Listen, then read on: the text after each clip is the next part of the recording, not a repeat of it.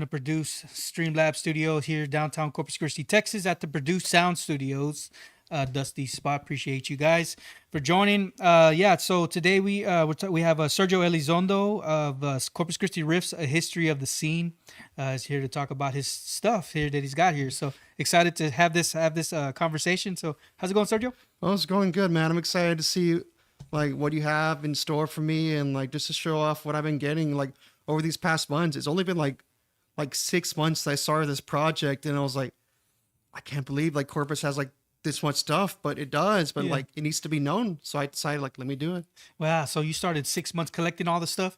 Yeah. Originally I just like, I was like genuinely curious. Cause like I have family from Alice, something like that. And they always told me like, hey man, back in 95 or whatever, when you were born, we went to like a place called Johnnyland and stuff. And like, we went to Marilyn Manson. We saw like Toadies and like Pantera and stuff. And I was always like, what, in Corpus? Like, it's no way. It's no way. It's probably lying. You're making up. Probably for you, San Antonio. Yeah. So like, I always do in the back of my head. I just got curious and just asked around, and while just asking around, I found like people who like had these posters and stuff, and I was like, let me just do it as a project, just like so people can see it. Mm-hmm.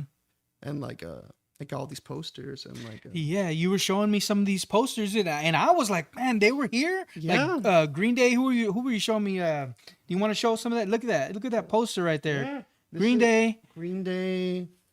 All these people were here. Boys to Men. Megadeth. Third Eye Blind.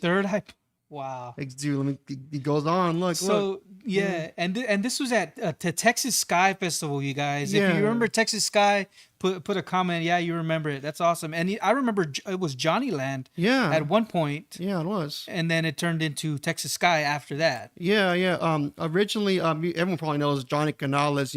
Rest in peace. Yes. But Johnny Canales was like a famous like the Tejano promoter. He did like local gigs, travel around the country and stuff. But he had the TV show, the Johnny Canales show and something like that. Mm-hmm. So like Johnny Canales wanted to make like a big venue because he had he wanted to do a show there, and like had like a big Tejano and country venue. Yeah. So he partnered up with this famous, I think he was a defense attorney. He was like a Hispanic civil rights defense attorney. I think not exactly. Don't quote me on that. Mm. His name was Albuquerque, and him and Albuquerque basically made Johnnyland. I know there's like some footage of the grand opening out there, but it's only available through like the Town UCC library. Oh, wow. So I know some stuff exists, some in Johnnyland, but nothing really. That's kind of what got me curious about just like asking people like for the posters and stuff. Yeah. So how did you come across those posters? Did somebody donate them or? So originally, I've been looking around like just posters, because I know like some people like have taken like pictures from their collection or something like that. Because like I don't know why or how, but people just picture posters. Because when I was young, I would just put my posters like just on the wall and stuff, and like just save them up. But some people just like kept them safe. So I saw this listing on Facebook Marketplace, like, hey, I have all these posters on Texas Sky, $4 a piece. But like the listing was like almost like 2 or 3 years ago. So like 2001, 2002, like around those times and stuff like that. And I was like, I asked the guy like, hey man, do you still, I'm pretty sure you don't have these anymore, but do you have any pictures? So I have like a page or whatever, so I can like just like put a picture and post it so people can see it and I can preserve it and stuff. Yeah. He's like, dude, I saw what you did at the gallery. Wow. And it was like, you can have these for free, man. And I was like, go nice. For it. And I was like, dude.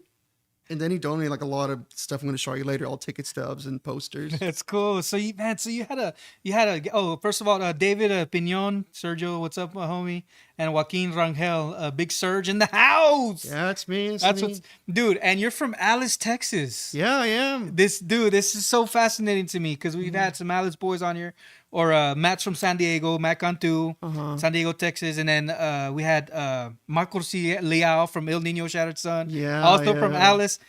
And then I was at the Shattered Sun a few days ago. Yeah. And oh my gosh, Alice boys y'all are killing it out here, bro. Yeah, no. So the Shattered Sun show, me and Joaquin, who's posted right there, we put it up because of to bring awareness and raise funds for a nonprofit. Yes, I love that. To walking, his name was Walking into Inclusion and stuff. But he basically does the whole thing.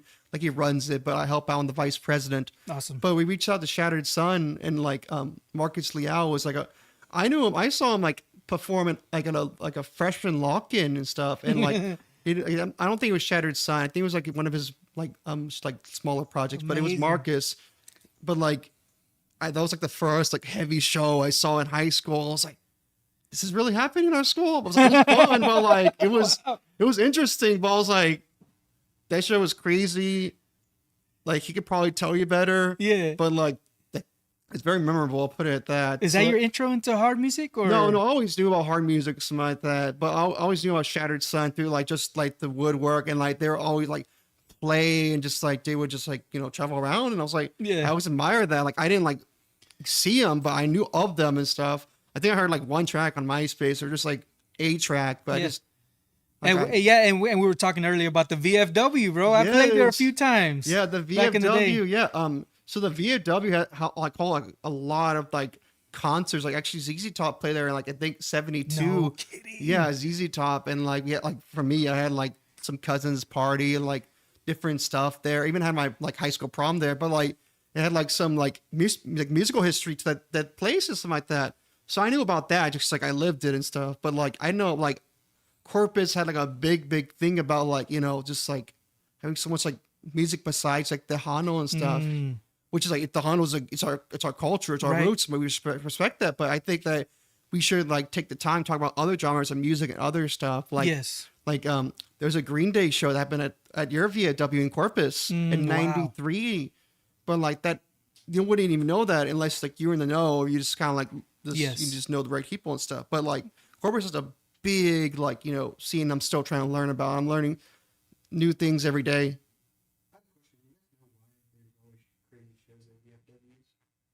Maya the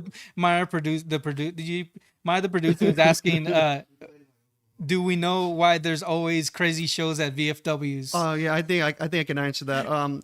Sometimes VFWs are your cheapest option as a band. Just like you don't have to tell them what kind of band you are. It's like we're just a musical group, man. We're just gonna play in front of people. It could be like a country band, the Hano band, but most of the time it's just hard rock fools. It's like exactly a lot of hardcore shows, but like they actually let you. It's like one of the places they let y'all play. Is that what you'd say? Or you can, it's like anything. You pay money, like you pay a fee. It's like it's a hall, and like you book a hall and something like that. You like back in the day when I was here, like you get your money together. It was like more valuable to like book a hall show than like it was like just to do in your backyard sometimes, and we'll get more people interested. And like back then, Corpus in the '80s had a strong like metal and hardcore and punk scene and stuff, and like they would go to these big hall shows, so it made sense for people just to book like VFW shows. Yeah, so that's why VFWs are like the best options for like bands sometimes. That's amazing. That's pretty cool. That's interesting to know. Yeah, because the places I mean that like the VFW at Alice was the one that I had. I had a VFW. Other than that, it was like we would play at Zeros. Oh, Zeros. The Underground. There was I think the Underground was the Zone or something like that. I'm not sure, but I remember the on Agnes, an old warehouse. We played there a couple times. Yeah. But and then like even these flyers that you have that you're putting on CC Riffs on the Facebook page. I don't know if you're putting them or people are putting them, but there's places like on Alameda and these different places. I'm like, well, this existed, Dude, exactly. It's a crap ton of stuff that like it's like for me it's like I just look around Facebook. I just like go to people's like Facebook page. I ask them like, hey, dude, you posted this. Do you mind if like I just like borrow it because like it's public? So if you're cool with it, it's like yeah, sure, go ahead. So like a lot of these posters, they're either like I got online. Or I just found it like, in person or on eBay and stuff. Like, for example, I got this Walkie Metal Fest. Wow. I got this on eBay for like $10. But the reason I got this flyer in particular, it's a newspaper flyer. It has the band,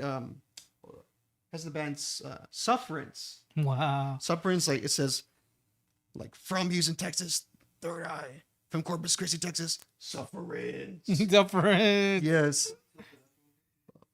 Yeah, just like lift, like kind of lift it and go like this. Yeah, Sufferance. I remember that name. Wow, Guar? Is that Guar on there? Yes, oh my God, are you serious? Dude, hold on, let me show it to you. Let's go this. Yo, Metal Mania X, 10th Yes. annual Milwaukee Metal The Fest. Milwaukee bro. Metal Fest, dude. Oh my God. Misfits, Anthrax, Cannibal Corpse, Carnivore, Malevolent Creation, Morbid Symphony, Gwar, Clutch, bro. Dude, yeah. What year was this? Dude, I think 1996. 96. Yeah, bro. yeah, no, Wow, so amazing. Sufferance had a few members from like the local scene who still play to this day and stuff, and like they play like different shows, but they're much older now, but like they still like perform music. I know Alex Dominguez from the band Annihilator. Mm-hmm. They're a really, really like big, like influential Corpus group, like, you know, from the like the I think the metal scene, I would say. Mm-hmm. I wouldn't know the exact genre or the right words, but like they're Yeah. from the metal scene. Yeah. They tour a lot. Some members from Annihilator went to Sufferance. And like just Wow. I only know the name, but like I can still find them like their posters and merch sometimes like on like internet pages, something like that. Like people, there's way. like people like I had this Sufferance poster from like 80 like from like 1996 still. It was like in my collection. I was like, dude, let me just take that, post it on the Corpus Christi Riffs Facebook group. Mm-hmm. And sometimes I get crazy stuff like I was at that show or like just I was in that band and just yeah, you never know what you don't know. You know? Why did you decide? Why did you decide to do this? Like, just to document it. I mean, how come? Why did you decide? I mean, originally, I really wanted to make a documentary or project about the Johnny Land, so that's why I have like all these posters and stuff. But like, Yeah. I kind of like let me look up Johnny Land. I know Pantera play there. Yes. I know Toadies play there and something like that. I know that for a fact, but I don't really know that much about it. So I asked around. I was like, You oh, know, it's a big fest. Lollapalooza was actually. Yeah, so my uncles and families were there, and I told Lollapalooza, and I was like, "There's no way that happened in Corpus. Yes. There's like no way." It and did like, happen, bro. It did. I know that till like years ago and stuff, and just like, it's like wow, and that's how originally got me interested in this music collecting thing because like the band Sufferance. You know, I actually Yeah. got introduced to Korn at Johnny Allen or Texas Sky. I think they were opening for Megadeth at one point. Oh really? Yes, and that's how I got introduced to the band Korn. Wow. I seen them playing. I was like, "Oh, these dudes are sick!" And then, like next day, I go get the CD or the album. What was it? I think I can't remember. I think Was it was it like- subtitled that verse. What did it be? Korn Yeah, album. yeah. Yeah, that one. But yeah, I remember seeing Pantera out there too, dude. Oh my gosh, seeing Dime actually play like on the Yes. right hand side. You're looking at the stage. He's on the right hand. I was literally right there in front, dude. You looking at the dude. Just man, it was so crazy. Yeah, bro. no, so like just hanging around stuff like that. Like I one time it was like the record store day that had records like a year ago or something like that. I was talking to this dude about like Pantera. He's like, bro, I remember when they came to Corpus. I remember some guy punched someone in the pit, Dude, you know, and like he was like, I think it was like Phil or Don was like, that was a badass shot. Do it again. dude, they went to Craig's Record Factory and were signing. Really? Yes, I got like 2 signed posters from them at Craig's Record Factory. Dude, you gotta post that on the Facebook group, Yeah. man. You gotta like just I don't have them anymore, dude. I wish I would have kept Oh, them. That's the that's thing. the worst. That's the thing. I'm like, dude, how do people just keep them and not, just get rid of them or whatever? because like they're worth a lot of money. Like when you're in a bind, it's like I mean these are things like easy money, quick. Well, it's like but Yeah. later on, like comfortable in life, like you're like good spots. Like, dude, I should have not sold that. But yeah. like a lot of like I heard that story so many times. Like I got rid of my original posters. Yeah. I was like, and I think like a lot of these things like they're meant to like just be put like on a wall or like just on a like gas station promote. Yeah. But I feel like they're like historical artifacts, so they're so rare and stuff. They made like just cardboard and paper and stuff, and like they're very fragile. Mhm. So like they need like to be like taken care of. And sometimes they won't made do that. Yeah. So when I see them in person, I was like, oh my god, Mm-hmm. I can't believe they survived this long, but they did. Wow, that's amazing, bro. Uh-huh. That's pretty cool that you take an interest to that. Because Yeah, people it was don't, just it was a personal project. I was like, let me look up like these bands play at Giant Land and stuff, and I was like, the first band I got introduced to who played at Giant Land, they're a local like rockabilly favorite from like the '90s when that was big. Matt Hole and the Hot Rock Gang. Yeah.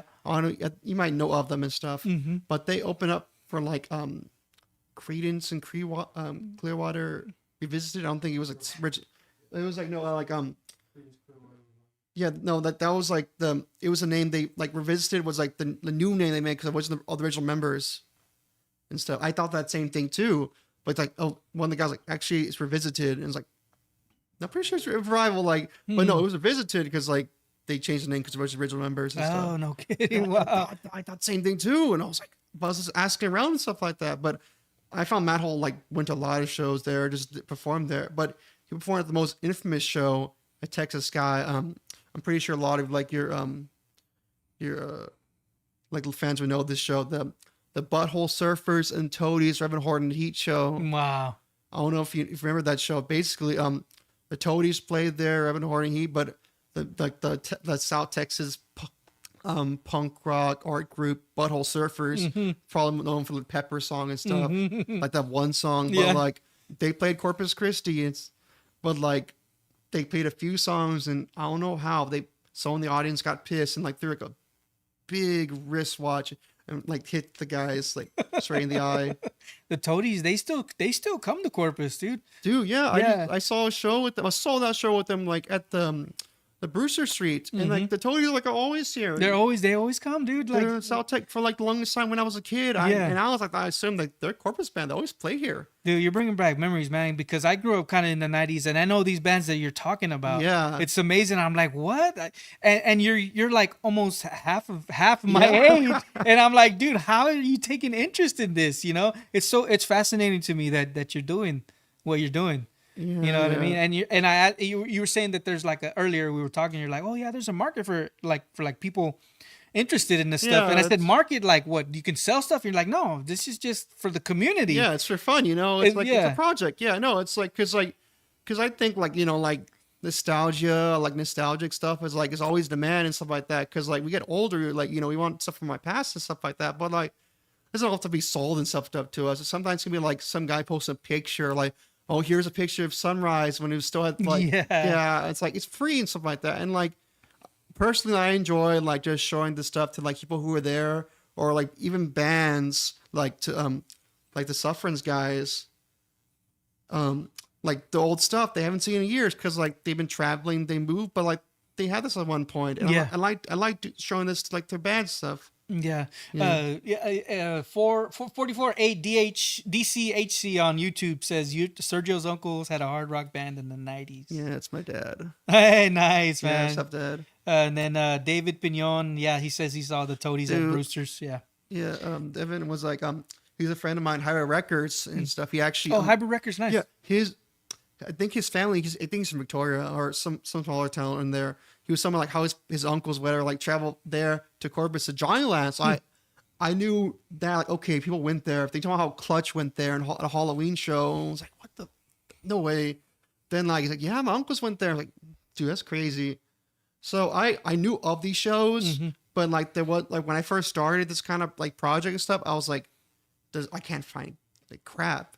Like, I can't find anything. I found like some like postings, like the set list, I guess, but nothing Yeah. like no posters, like just like couldn't find anything. So Yeah. I did my own research, something like that. Eventually I found posters, which is cool and stuff. But like I found like stuff because I made an art gallery here in downtown Corpus on People's Street, at Produce Barco.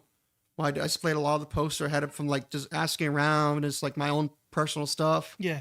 like just the Corpus memorabilia. And I was like, let me just put it up. And like I asked around. I asked like Tony Gomez and like Killamora and Sid Yeah. Integrity and like War Cult fame and stuff. Wow. I asked him one of like the rock and roll flea markets there, the House of Rock, like, hey, I listened to your other stuff, but I know I haven't talked to you before, but like, do you still have your tapes or posters for your old band? He's like, yeah, man, I do. And I was like, oh, do you mind if I see him? He's like, yeah. And like, I think people kind of get sidetracked, like just like hit by a truck, like by that question. So like, oh, someone's interested in this. Like, let me show him my stuff. Yeah. And eventually he did. And I got my first VHS tape that I digitized. I put on my YouTube channel. Wow. It's from a venue here in EJ's and stuff. So I put that in the gallery. So I met him, met a lot of people. But most importantly, I want to bring up like, this gallery because I met up a guy named Jimmy Smithwick. Jimmy Smithwick's from the band The Really Rottens. And he was from a band called Dead Man's Hand, like the late 80s, early 90s. But he wanted to donate stuff from his collection. Like he has like bit totes and like his posters, whatever. Wow. So I was seeing his stuff and I found like original Clutch, like a Giant Land poster, but it was like kind of like it was like torn in half or whatever, but it was autographed by them. Wow. But it was like a Halloween show and there's like a pumpkin in the background. You can kind of make the silhouette of it and Yeah. stuff. But like a lot of these like donors who like just donated to the gallery, just I was exposed to like a lot of like stuff I would probably never be exposed. And because of that, that's how I made the Facebook page and the Instagram page and our YouTube page. Wow. All the connections I made and stuff, and I exposed it to the community, and just like I don't like think I did it, but I think I was kind of like the catalyst. Like, hey, someone should do this, but like no one kind of just did it. But like I felt like this is kind of cool. This is neat. This is a market. Yeah. No, let me do it. That's what I did. And so you had it at a gallery, your posters and stuff like that. Why? So how come you decided to actually display you? I guess for the community, right? Yeah. Was that the entrance into before starting the pages? Yes, actually, Carlos Cooper, from Higher Records, you probably know him, but he brought it to my attention, like, hey man, I have this like access to like a gallery space and like this place right next to us, and like I have a friend who works like a museum there, Rockport or whatever, but like I know you're doing this whole like like research thing or whatever, just on your own volition, but like, can you help me out? And I was like, sure. So I got in contact with my contacts, my guys, and like, hey, I got posters. I would like display it, and like I'll put in like protection, like like little plastic wraps and stuff, and I'll like display on the wall with little magnets, so it's not like dumb tacked on. So like there's no marks on it. It's like, but it's free, public can see. You get recognition. We have a party and stuff. And it did that. It's like we originally started for 2 weeks. Then eventually we started for like 4 weeks for like the guy, one of the owners, or I forget his name. I think it was Carlos too. But like he was like, hey, we should put this up to Art Walk so a lot of people can see it. Cool. And like a lot of people saw it, but like I've been hearing the woodworks and stuff. Like, hey, I really enjoyed this show, man. It really brought so many good memories and stuff. Cool. And like just I never knew this, and like I lived here all my life, but like it's here, like it's proof, and like. Because, like, seeing is believing, right? You see it, like, okay, this is real. I see it. But, like, and you'll only hear about it. You're like, this guy's messing with me. Or, like, this, like, it's probably, like, misremembering stuff. But, like, a lot of stuff did happen. There's evidence, Yeah, you were showing me some pictures of Kiss, bro. Dude, yeah. At the Coliseum. Yeah. What was that, like the 70s or the... Oh, my God. That's so... Here, kind of tilted. Yeah, so there you go. Look at that, dude. Kiss at the Coliseum in Corpus Christi, Texas. Yeah, someone donated this to me. The guy who gave me the posters, like, but he's like, hey man, you can use this for gallery if you want to, but make sure to credit my name. It was like John or Joe or something like that, Joe Roman or something like that, or John Roman. But he gave me a lot of the stuff, a lot of ticket stubs, and like one thing I want to show it near the end. But he's like, here's the stuff. Yeah, you can use it. But I don't know how these people brought these like cameras to like the Coliseum. Yeah. Like actual film. Yes. Oh my gosh. And also like mini ones, and it's like, but like because of the page, people were just like sending me stuff on like Messenger or like email or whatever, and it's like, hey man, I have this, I did this, and I was like, that's cool, no, it's like it's badass. But I was like, I asked him like, how'd you do this? Yeah. It's like because I'm not that old, but I understand like that was kind of hard, like using a camera with actual film, and like you wouldn't know if it looked all right or usable to like the next day or like this until you got developed. That's interesting interesting to you. It is, like preservation and how it's been preserved and how it came about. I think the best way to preserve is post online, just wait for like Facebook, or just like make like a PDF of it and post it on Facebook. How do we preserve the stuff that's going on like now, like shows and stuff? You know what I mean? Have you gotten that far? I'm not there yet, but I can tell you what I do like from my older shows. The best way to just like preserve your posters, something like that. Make sure like they're like in wrapping or just in a good safe space. They're kind of like comic books in that sense. Do they still make flyers for shows nowadays? They make flyers sometimes. You make flyers, right? Maya? Yeah, we use flyers like this. It's a thing, something like that. Most of the time, like bands, it's easier to make a Facebook page or a note and stuff like that. Like, event page or whatever. It's like our shows here, but people like put posters still. It's not a, because I think like expressing yourself, like this, like anywhere, it's like it's not a dying art. It's still there. It's not as prevalent as it was, obviously, but like it's still there. Bands like are still going at it. It's like that. Nothing's really has changed, but like but like saving it, I would say like just keep good documentation, like. Just write down like somewhere like, okay, this show took place in like this date.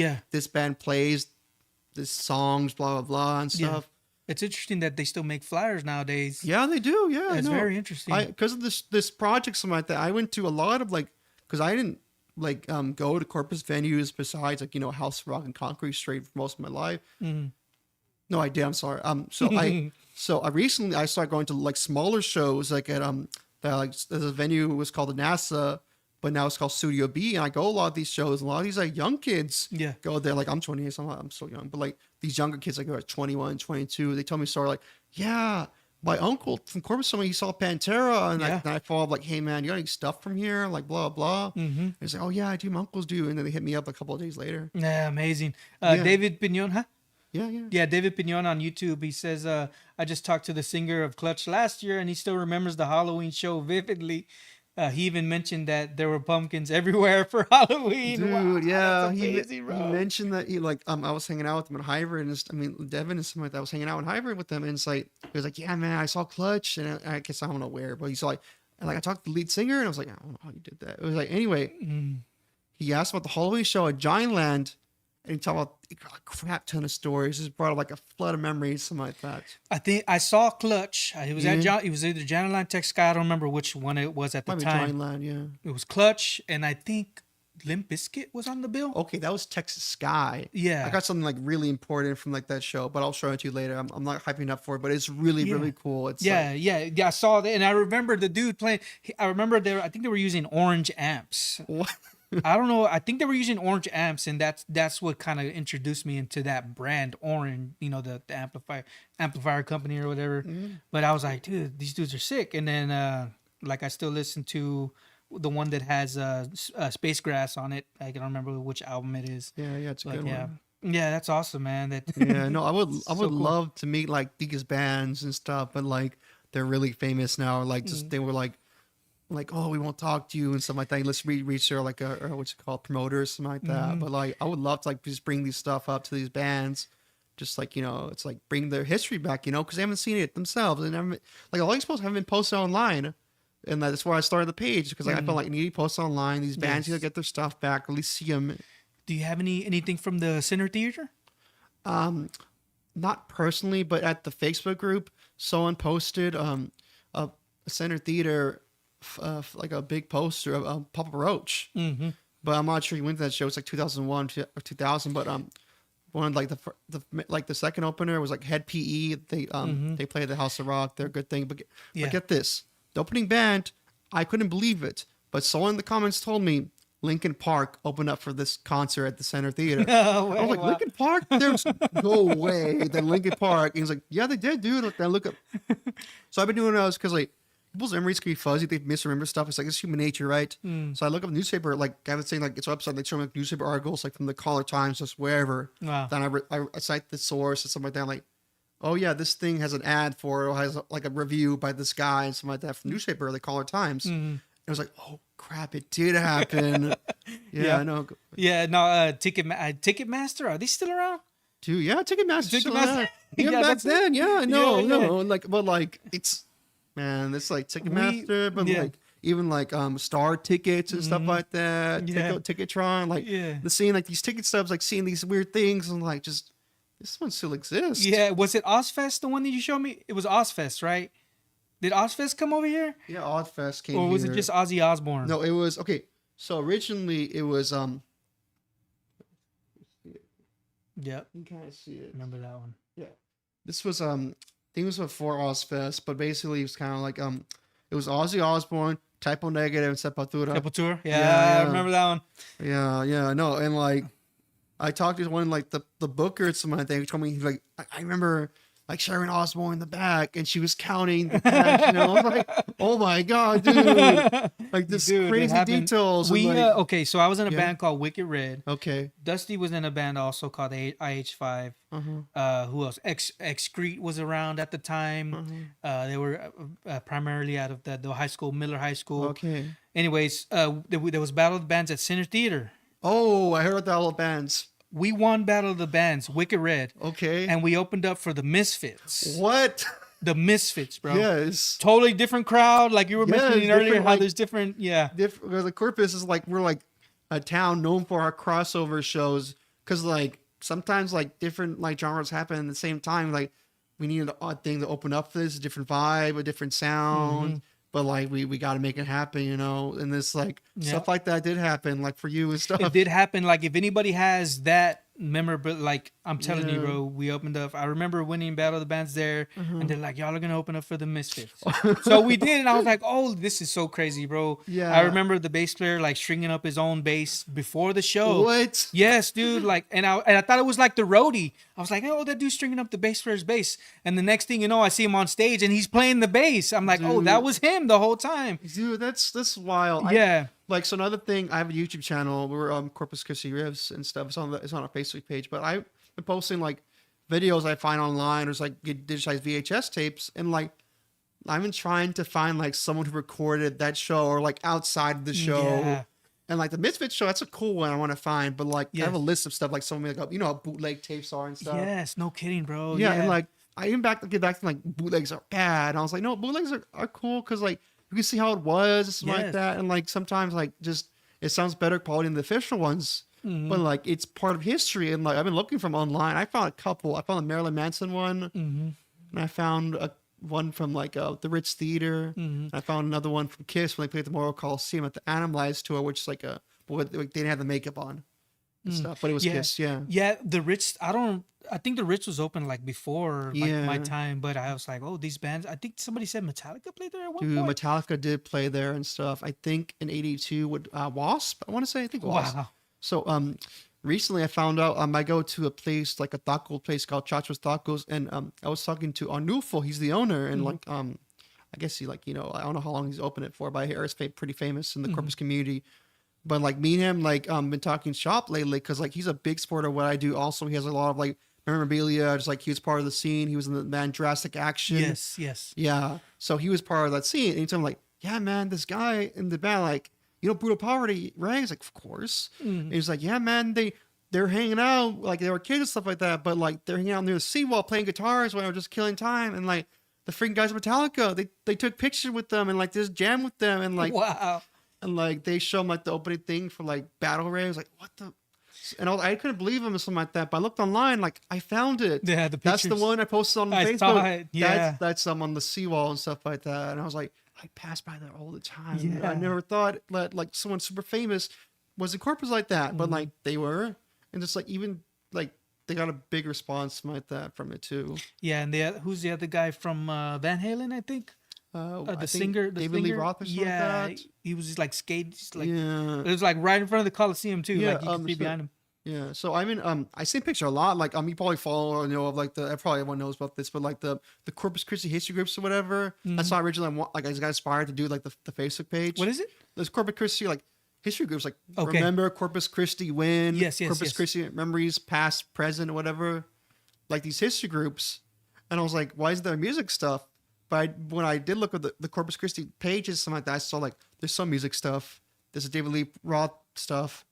Let me like look into it some more, and I found out that the guy who took a picture of the actual like, you know, thing is still around.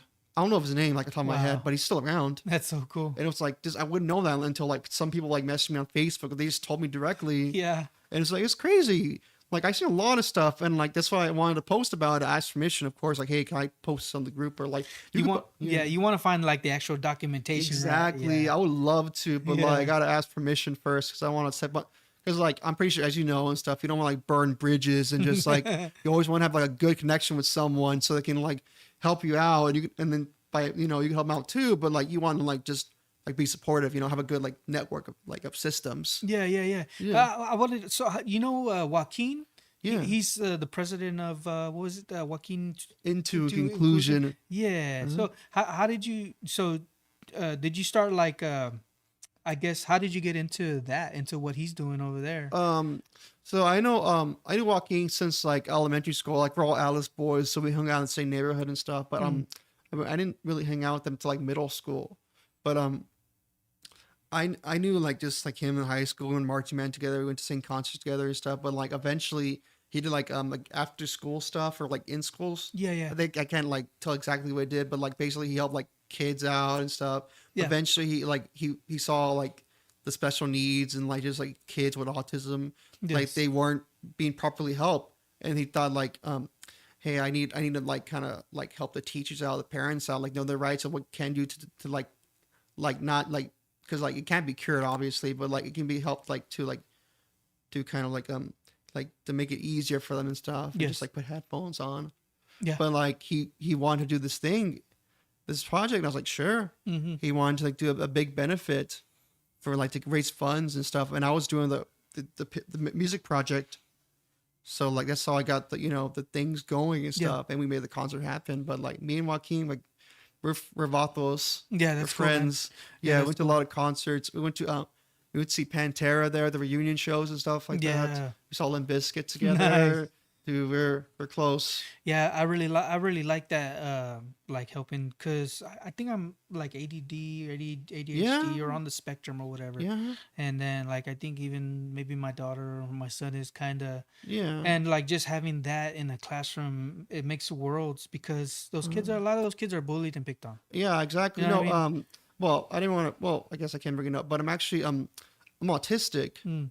But my parents had the luxury when like that's the first people like to give me like the like speech therapy and physical therapy and like just like options, because like Right. insurance wouldn't cover that when it was like kind of like in '90s, because like it was like, oh, it's whatever. Yeah. But like kids, like they need like early intervention to like for them to understand like, hey, I have this thing and something like Yes. that. I know I'm kind of like different than the rest of people, but like I think differently, yeah. But I gotta function like kind of like someone that could function, yeah. In society too. Yeah, yeah. So you want to give them the skill sets. Like you don't want to change them, but you want to get the skill sets and tools. So Yeah. like how you get any kid, something like that. But you have to like kind of be like more like, I guess more precise. I guess you would say, just because like it's kind of hard. Like for example, for me, it's kind of hard for me to make conversations normally if I don't like kind of pre-plan. It's like what I'm going to say, or just Yeah. like having like an outline. But like, and some kids are not like that too, and you got to respect that. And it's like, Yep. hey, this is what you can do. This is how Yep. you practice. Like this is how you is. Like you play like pretend Yeah. and stuff. You teach kids at a young age they can like pretend, and like we pretend all the time, like kind of Mhm. conversation and stuff. Yeah. And the thing is like when like we have like people with autism, we have a thing called masking. Masking is basically kind of pretending like we don't, but like we actually we act like a normal person, but we masking our symptoms by like overcompensating and stuff. So we uh,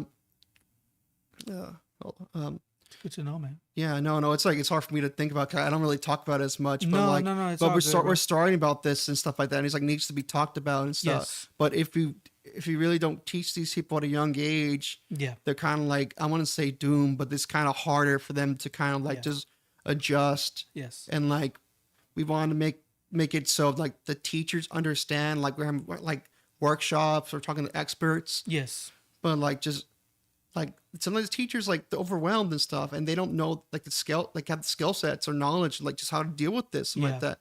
So like what Joaquin is doing is like trying to get extras from UT and trying to make this thing happen. Cool. We're like I think like I don't know when we started, but like we've been so like this fundraising and just making like like Mhm. slow ways, but this constant thing kind of helped us a lot. Yes. And also I was bringing up, we went to Domingo Live.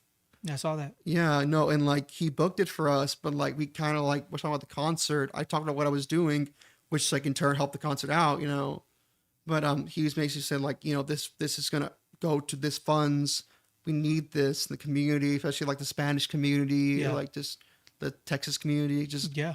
we need this like it needs to be like viable and stuff. So we're trying to do this as a nonprofit and just like kind of help out, Yeah. yeah, society. Yeah, I was excited to pay for tickets. I was like, yes, this is something to, because I'm like, you know what I mean? yeah, I didn't learn this stuff until later in life, in my Yeah. late 20, my early 30s. You know what I mean, about ADHD and ADD and yeah, no, why I'm like this, why my brain functions like this. What can I do? Uh-huh. And I'm even showing my kids, like, look, this is how your Yeah. brain is. You know what I mean? It helps out. yeah, no. We as a stigma, like our Hispanic culture and something like that, we're kind of like just really like, oh, he's different, It's like Yes. he's kind of like, oh, he's quirky and something like that. Like, no, he has like a kind of like he's compensating for something like his brain like just made for him and stuff like that. And we need to like teach him that, But like sometimes you just kind of like, oh, put it on the side and stuff like Yeah. that. And eventually, like you're like 30, he's like, I wonder why I think this way. I wonder why like I'm having like trouble like understanding feelings and like Mhm. I mix like when I'm talking to someone, I misread their facial features. Like, oh, maybe this guy is sad, but like actually he's happy. And I was like, it freaks me out sometimes when I'm really overwhelmed. But like I try and like just to do step by step because I've been practicing so much like all my life.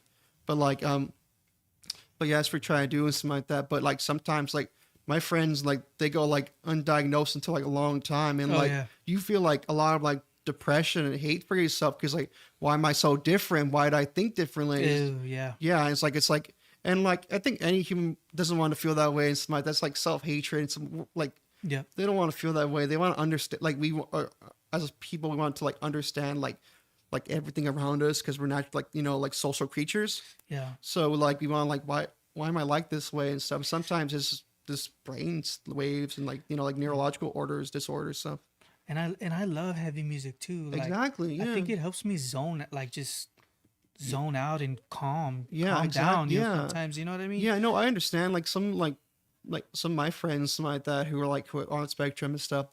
They're all different. It's like a spectrum because like it's like different webs of it. Mm-hmm. Like sometimes like music calms them down, like different functions. Sometimes like it overstimulates them, and so like they're like it's like needles and stuff. That's why you see like like kids wearing headphones like that because like they're trying to be cool because like it hurts them and stuff. Yeah, I'm pretty sure everyone here felt like a nails on the chalkboard and like it's just like loud like just noises that hurt you and stuff and like just I like personally when I see like kids with headphones I don't think anything of it because I understand like it's like kind of blocking out like the noise because like as you know like just sounds like they can like just mess up your day or just like mess up your vibe and stuff. Like and if they do weird stuff like in the for like a community, it's like, oh, don't do that. That's weird but you're like, no, that's his way of his brain relaxing or whatever. Like I forget what it's called. I think it's not a tick or something like that. It's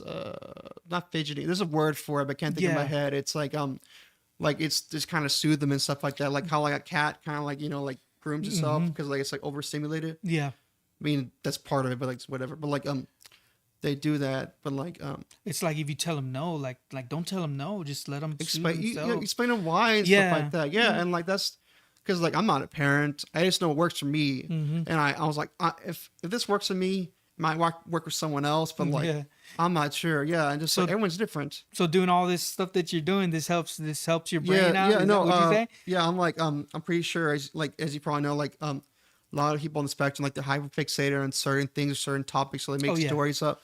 Like I'm basically I was like hyperfixated on learning about this because I've always been like wanting to know more about like everything and stuff. So this is one subject I was really interested in because like I always had a knack for like taking information that I learned, like pop culture, like music and stuff, and like trying to like make an interesting conversation out of it. So I was like, I wonder if this would be interesting, and like just people loved it so far. Wow, so crazy. Yeah, no, it's been a real big privilege because like people like the dude's weird and he's not gonna talk about this, but like no, people like they love this thing and it's been like actually like helping the community. Exactly, like, finally, yeah, that's it's a good thing. Yeah, no, and like I think your podcast is cool too. It's like you give like people like voices like that, like a good like reach and stuff, and like I thought like, oh, that's a good like way to like promote myself, promote everyone else and stuff that, and then everyone else who helped me out and stuff. But like but yeah, no, it's been a good time. What's in the future? Like where do you see it going? Man, I don't know yet. So I've been like I want to do another gallery and stuff, and I've been talking to I don't know if you know the owner of the House of Rock, Casey Lane. He's the owner and operator there. Me and him are talking about like maybe doing a gallery there, or maybe even doing like a video show. Because like I'm in like my YouTube channel, or like just like I know like other YouTube channels. Like I know there's like a video of y'all's band out there and stuff, like floating around online. So I was like, maybe I can make a playlist and stuff and play it in front of people in the cool. House of Rock or something like that. Be a montage or whatever, Yeah, like, that'd be cool. People can see like oh, this venue is like it's not there anymore, but I remember this band is playing back. I still see the outside like stuff and just the camera guy holding around and stuff and just cool. But yeah, no, I have different ideas, but like I don't know yet. I would like to, but like I don't know what life takes me. But nice. I mean, a lot of cool people, a lot of interesting doors. It's opening. What are some favorite? What are some of your favorites? Like out of all the stuff that you collect? Okay, probably like the poster I showed, the Milwaukee Metal Fest. But I mean, like, I don't have anything personal for my collection yet. Mm. But a lot of the things that have been donated that I've seen personally displayed is like the Ritz Theater poster with Anthrax played. Wow. And also with the band Devastation. And the funny story about that is that this was Devastation like first like gig. Mm-hmm. So like they opened That up was for their first Ritz. gig? Yes. No kidding. So like there's a story how like one of the guys on Annihilator was like there's like his like things one of his show he played with the band Devastation for a while. He was like I was freaking out, man, because like I thought it was a regular like like kickback party show, Yeah. a venue show. Like no, I'm like the lead singer like no man, I got us to the Ritz Theater, like the Ritz Theater The here in Ritz Corpus. Theater. And he was like open the fruit Anthrax, man. I was like freaking out, but like hearing that story made it memorable. Also, we have another poster from like Suicidal Tendencies. Wow, And they yeah, I open up saw for- that one, bro. And I think I want to say the band Anchor Watch. They're a thrash metal band from Corpus, and they made it big back then, and Wow. like even now, because one of the Anchor Watch members, he went on to go with the band Nine Inch Nails. Oh, wow. His name was Danny Lohner. But he was a big like part of the Corpus scene. But like I think he moved away from Corpus like around '95. We played Nine Inch Nails. He was on the Downward Spiral album with the like the hits like Closer and Hurt and Yes. stuff and Eraser. No way. He was on that one? Yeah, I want to say he was. I think he was a keyboard player. So Don't quote me on crazy. that, but like I know he's a Nine Inch Nail. I think he was from Closer, so like '95 to the Fragile. I think 2001 or the Fragile. But I know he played with Perfect Circle next, and like just Wow. No he was kidding. big. He's from Corpus. So like I don't know if he like something I would like to interview him and talk Yes, with him, that but would be like cool. but just like I don't know him. He's probably has a more like busier life and just Yeah. you don't know these like kind of like people and something like that. So he always like, hey, can I arrange this? Be okay with this? And just like so it's always like I would like to in the future, but Yeah. like, but I don't know if that's never gonna happen. But like I've been having luck talking with local people like with Southern Corpus, like, oh, you're from this band? It's like, oh yeah, I am. It's like, can I ask you some questions? Like, okay, sure. Yeah. There's always down for talking about the whole stuff. They're proud out the most of the times. Yeah, yeah, that's cool. Like I was thinking, like if you contact that guy, just like if you want to bring him on the podcast or whatever, that would be cool. Man, I would You know what I love mean? that, but like, Just telling, hey, I shoot messages to people, yeah, and if they don't get back, that's fine. You know what I mean? yeah, I know. No, the worst But- thing they can do is say no and something like that. Just Like Marcos Leal, like he reached out. I was like, What? what? Are you serious, bro? And then he came on the show, and then he was mentioning, oh, I think the guys would like this. The guys from El Nino, and they came out. I was like, what? Are you serious? It was Yeah. totally unexpected. yeah, no, And just I guess like just the connections that you have with people, it helps. Yeah, I guess that. because know what I mean? I was hearing some. I think my uncle's friend told me, but basically, statistically, you kind of like I think 5 persons away from like knowing someone like hear about that thing, something like that. Wow, that's amazing. It's like you could be like somewhere like I don't know, like New York, and like there's a person that like 5 persons away knows someone from like I guess your like neighborhood or whatever. There's a chance. I Interesting. forget the exact percentage, but I know it's like a small percentage, but like it's still there. Yeah, that's cool. Yeah, That's yeah. cool to know. Wow, man. So is there any posters here that you want to show us or anything? Yeah. No, let me show you the one that I really want to show you the most. This is the poster I'm talking about. This is from Texas Sky Festival. The- But here- the Limp Bizkit one. Lift it up so the Yeah, camera. hold There you go. it there. This is autographed by Fred Durst and all the members like there at the time. Look, Wow. the DJ Lethal. Okay, I can't see it. It's kind of dark, but it's one of them says DJ Lethal and there's like Fred Durst. It says Fred sucks. 98, right? What did it Yes, say? check the sky 98. No, oh my Ladies Night God. in Cambodia. Oh my gosh, at Texas Sky. Yes, that's the one with Clutch. I That's think it is so- at least. And then like it says like first 500 ladies getting free. First Yeah, it was a Ladies Night in Cambodia. What did it say? What's the name of the show? It's like Lady Night in Cambodia. Oh my gosh. First time ladies getting free, and like just it was a different time. I won't. There's a really good like review of the concert on the Colorado Times newspaper, but like how basically the reviewers are kind of pissed because Fred Durst was acting a fool, but Oh like no. he did some stuff. It was like, bro, this isn't even cool. Oh wow. It wasn't. I don't want to talk about it out loud, but if you read it, it's like it was. It was on the Caller Times. It was on College Time. I was saying the article. I think I might post the article on thing, but like it, like Fred Durst was like trying to like just. I wouldn't like just repeat it, but he did some stuff. But he's Fred Durst, so he's gonna he's gonna do what Limp Bizkit's and do Limp Bizkit gonna do, you know. He's in Woodstock '99. But have you like, seen him nowadays? Like dude, he's got like a beard. He's like an old dude. He's like the tour with like Corey Feldman. It's at the Loserville tour. Me and Joaquin, we saw Limp Bizkit together. I think with the I think it was a venue called it was a festival called Rocklahoma. We saw Pantera, and like one day we saw Limp Bizkit the next day, and like. Dude, he could still sing, but like, dude has like a big white beard. It's just like, yeah. But yeah, no, it was experience seeing like all the DJ Lethal and like the old guys and stuff, all the crew. That's cool. But yeah, no, but yeah. Let me show you the actual ticket stubs from Ladies Night in Cambodia. Oh, dude. But yeah, no, there's the guy who donated the poster to me for like the gallery. Yeah. So it doesn't ticket stubs. Wow, look at that. Yeah, if you can't see it, but like. Says Weta Entertainment and 462 Inc. presents Ladies Night in Cambodia, Texas Guy Festival Park, Friday, March 27, 1998, 8 p.m. Weta Entertainment. Weta, that's like Abu Weta. He's a lawyer dude I was telling you about. Oh, the guy that from Texas Guy, the owner from Texas. Yeah, it's him. Yeah. So wow, it's amazing. He was the owner, but like probably should get to it, something like that. But basically, he worked with Johnny Land until he changed the name to Texas Sky because Johnny Canales left, you know, just to do his own thing. So he's Texas Sky. But he partnered with a promoter from like, I think the Austin area, Jerry Latouf. Wow. And Jerry Latouf, he brought a lot of music, like big bands to Corpus. He's the one who brought like, Lollapalooza here and stuff. Oh, wow. Like he's passed away like a long time ago, but like you can still see like his handprints and like just the Corpus Christi scene and stuff. But wow.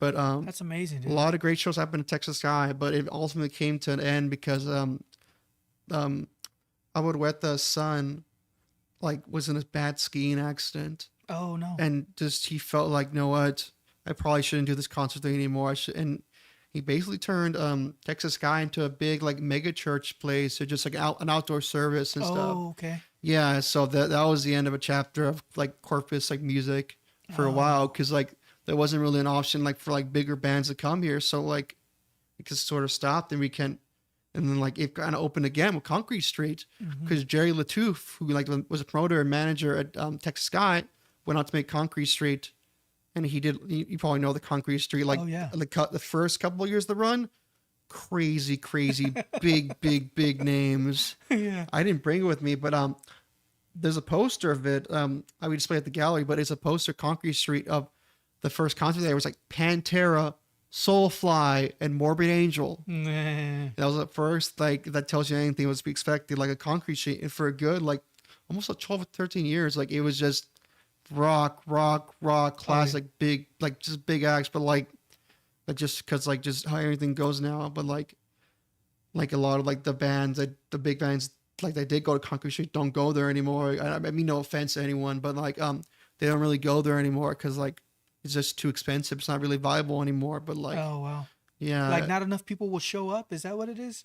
I couldn't tell you the exact reason, but like it's just different environment, I guess, or just different market. Just too expensive because like, so I think like personally that the House of Rock and like smaller venues here in Corpus, like that's where you get like the not the big name artists, but you get like some like big name artists. Like you get like we had Alien Ant Farm here, like recently at House of Rock. You probably saw that. You probably heard about this show, and just like a lot of stuff happened. But like mainly we just got like club shows and a lot of rock bands, a lot of death metal bands, a lot of punk bands that go to our small like club scene. Like I don't know if you've ever been to the music venue here called Boozers. Yeah. So Boozers had like some really like fun like hardcore bands and stuff. I saw DRI, Dirty Rotten Imbeciles. Yeah, wow. They're classic. Like, I think they're from like Dallas. Yeah, like I think they're from Texas. They're really iconic thrash band. They played at like Boozers. I remember seeing $15 there. I was like, this is wild. Wow. Bro. And I saw another like really iconic sludge metal band called I Hate God. And I'm like, what a name, dude. And I saw them and I was like, whoa. And like I saw stuff that like Just I saw stuff. Yeah, let's put it that. What's going on, Matt? Matt Cantu in the Hell chat. yeah. My boy, beyond proud of you. I'll make sure that he doesn't believe. Dude, he's not bullying Oh, no, me. hell no, He's bro. being like super supportive and stuff. Yeah, You hey, know, Matt, hey, dude, I'm having a good time, man. A lot dude. of Yeah, no, I yeah, would this is love. awesome. I would love to come back again. You know, or like Cool. anywhere. Like I love talking about like the stuff I'm most interested in buying, so what I do and stuff, and like Yeah. just because I feel like like for all from like no matter where we come from, like we're like in a community together and stuff. My mom always told me that like we should grow where we're planted. You know, we should help our community no matter what. You know, like I support like she supported like our house community when we did live there, but when we moved to Corpus, she supports the Corpus community as well. Wow. Yeah, my That's pretty family. cool, man. Yeah, my family owns like medical business practices here and stuff. So you learned that from your mom, from your parent, like Yeah, like, parents, just yeah, having racing well, community. yeah. Oh, and my uncles, like they did fun stuff when they were kids, but like they kind of like have families matured and like they're doctors now, but like they did some stuff, like some fun stuff back That's when they were cool, young. man. But like they always told me like you work hard and you play hard. Awesome. Yeah, and that's what you do. I'm digging your shirt, man. Was that Godzilla? Hell yeah, it's Godzilla. Digging it, it's bro. a vintage. I think it's a French one. I got it like at some comic book store in Austin, Texas. Cause I think Austin Books and Comics. Right on. And I think I was like in middle school. That's like Cool. so I think at one time my uncle lived in Austin, and like I would hang out with him, visit him. We'd go around shops and stuff. And Yeah. I saw a lot of the shows, and just like I saw like, Flaming Lips. Yeah. I saw Wu-Tang Clan there. It's like a lot of cool Cool. shows. Also, I saw my first Ministry show with them. Oh yeah. So I noticed that you like Ministry. Dude, I love Ministry. Yeah, Yeah, yeah. it's Also, awesome.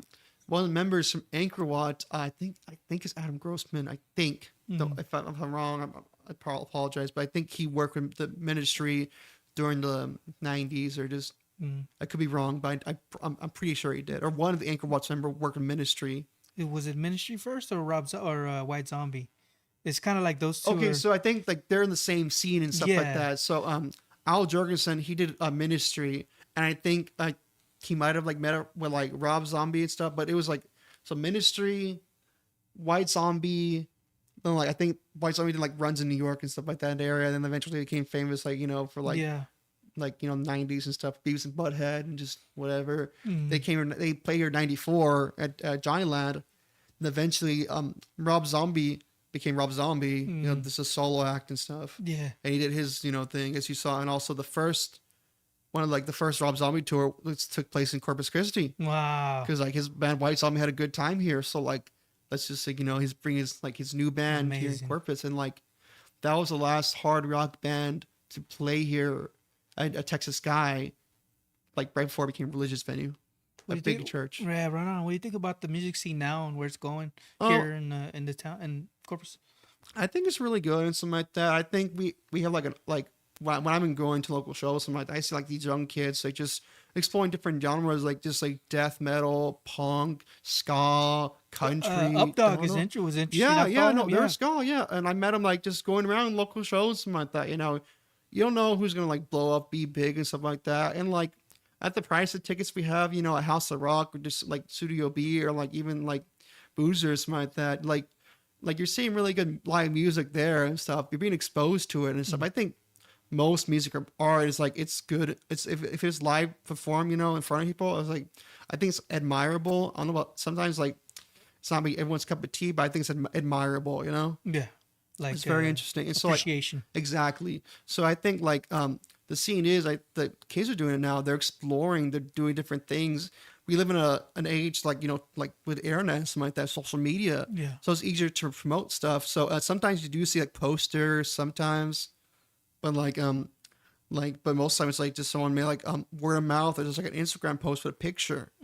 You kind of don't really see like paper like flyers, but you do sometimes, but like Yeah. not all the time though. Or even like I wanted like CDs or like yeah, this digital streaming. Yeah, it's kind of it's kind of done. But like I have a feeling that like CDs might make a comeback. yeah. I'm thinking so because like vinyl records that made a comeback. I think the 2000. I think I couldn't tell you what year, but I remember like in middle school, it's like 2008, 9, or 10 or something. Like it just like Best Buy was selling vinyls again. I was like, what? We have a 2006 Honda. It still has a CD player in it. And we got a CD from the Shattered Sun show. What? My daughter, that was her first show the other Really? night. Uh-huh. Shattered Sun. We got a T-shirt, and the lady selling the merch, which is I think Yeah, Marcos's. Yeah, his wife, and like, yeah, yeah. So she gave my daughter a CD Mm-hmm. and a few posters. And my daughter had been wanting to put a CD in the CD player, and that's the Finally. first CD she put in there, Wow, dude. what experience! Like, it's such a You weird. see what I like- mean? Yeah, what a weird concept. Because I remember like CDs. I remember like I had like the first thing I remember buying, like I think it was in fourth grade. I bought like the 10,000 Days Tool album, something like that. The other times, like I got CDs to like my uncles, even my mom. My mom was the one who introduced me to Metallica. Oh wow. So my mom's always been like, like I guess hip in that sense, with Cool. music.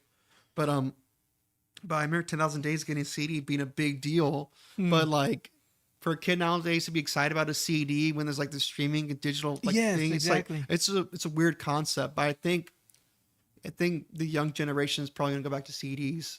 Just like not too long ago, the generation started going to vinyl. Exactly, I'm saying. Yeah, Yeah, I remember Maya. He was getting into vinyl too. Yeah, yeah. And that was like in the 70s when it was like really. Yeah, big and Yeah. like it's the best quality. Like because the vinyl record is like one of the best qualities you could have gotten in the 70s, and like a more like portable sound because you had like 8-track, you had cassettes and stuff like that. But the closest might be close with like a reel to reel, I guess. But like it's like super expensive and rare back then. Oh yeah. So like it was a vinyl record, and that was the best quality sound you could get. Yeah. Then eventually we came to the CD, which is more compressed sound, but it's like it's better than like it's better like and smaller than a vinyl sometimes. Right. So like yeah. Yeah, Matt. I was gonna mention that, Matt, that you have your after hours and you just got a bunch of CDs and you were Yeah. still shipping them out, man. That's awesome. Yeah, no, he's been hustling. I met Matt when I was going to college at Tampa CC. I was going for a theater. Did you graduate from there? Yeah, I'm alumni from there. Congrats, yeah. bro. No, so I did a performing arts, did a theater building and stuff. So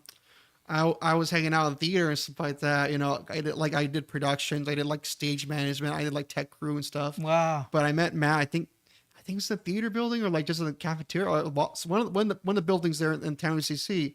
We're just talking like, but he knew a lot of my friends, like Wow, my Alice that's vocals and stuff. It's like, this guy? Oh, I do. I'm going with those. Like, that's weird, dude. It's like, but we became friends. I knew him all over the years. I talk to him sometimes. He's hustling and stuff like that. You know how it is. And he's from San Diego. And you're like, Yes, well, that's Daniel. basically Alice. It's like, Yeah, down the basically. street from there. I don't know, like how like this offended or just like people like I remember like a lot of people in San Diego, they come to Alice something like that. So like they say like from Alice. I was like, I mean, we're from San Diego, and it's like I don't get in the whole discussion, but like you claim whatever you want to be, People like people like from Austin, like I claim from Austin, like you're from Austin, whatever. You've been there for like 10 years, or like and you're born somewhere else, like and you're like I just think you're like a natural born Austin citizen at that Right. point. You're like there that long, something like that. But like San Diego and Alice, it's like I was saying too, like eventually I want to bring the gallery and like just like music project I'm doing is like I want to cover like most South Tech, like the San Diego scene, the Alice scene, That'd be interesting. the Kingsville scene, the Rob, like because like those like small communities, even the Ryan's Pass and Rockport and whatever, they played in Corpus. They had a big influence in Corpus too. Like they had a bigger part. I used to get like people like, why aren't you covering this? Why aren't you covering that? And I was like, I mean, this is one that I got the most information from and stuff. That's what I have at the moment. I would like to cover more stuff, like if possible, if it's connected to Corpus right now, because Corpus is kind of the easiest, like kind of like center point to talk about, because a lot of people are from Corpus. Yeah.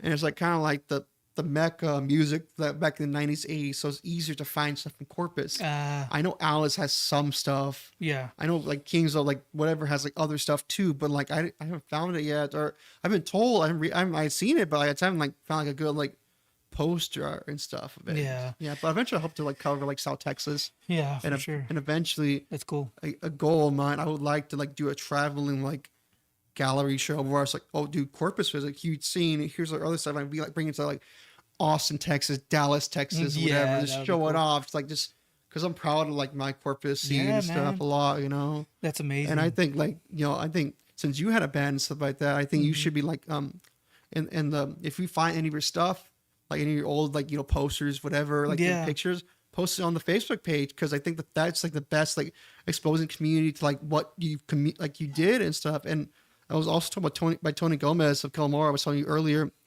a lot of these people that just did it one time, like they stopped doing it because they like families, just work or something like that. But when they did play, they put it their all, they gave it their all and stuff like that. Because like that's what they like wanted to do, was like expressing themselves, you know. You got to respect that. Just sometimes just life happens, you know. It's like you got to work, Yeah. you got to eat. You It's gotta like do your thing. this band thing's like it's not cutting it. Sometimes it does, sometimes it doesn't, Wow. and you got to like just kind of like figure out what works the best thing for you. But like I think being a band is probably like the best thing to do, like express yourself, Yes. or one of the better ways to, I think. Yeah, it's an awesome feeling to be able to play your songs in front of people, and and that knowing that they like it is actually even better, because you're like, oh shoot, they like our stuff, and we put so much work into it. Like, you actually create these riffs just out of nowhere, you know, and these drum tracks or whatever, and it's just like, oh shoot, I want to put this out. Like, even Matt there creating this thing and putting it out.